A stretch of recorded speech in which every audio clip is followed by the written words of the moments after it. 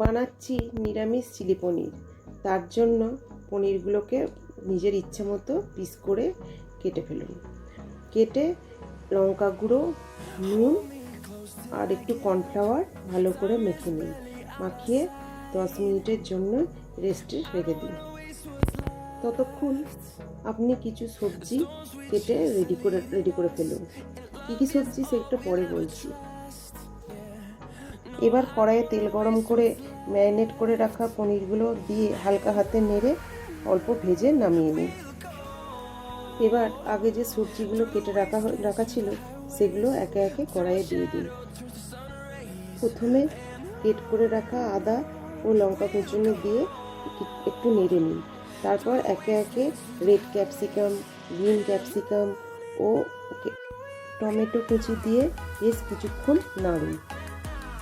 যতক্ষণ না সবজিগুলো নরম হয়ে আসছে ততক্ষণ নাড়ুন।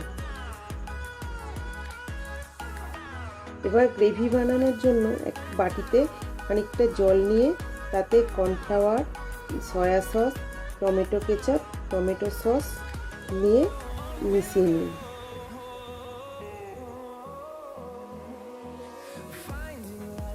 এবার মিশ্রণটি কড়াইয়ে দিয়ে সামান্য একটু জল দিন। তারপর নুন মিষ্টি দিয়ে একটু নেড়ে ভেজে রাখা পনিরটা দিয়ে দিন। হালকা হাতে একটু নেড়ে ফুটিয়ে নিয়ে নামিয়ে নিন। তৈরি হয়ে গেল নিরামিষ চিলি পনির।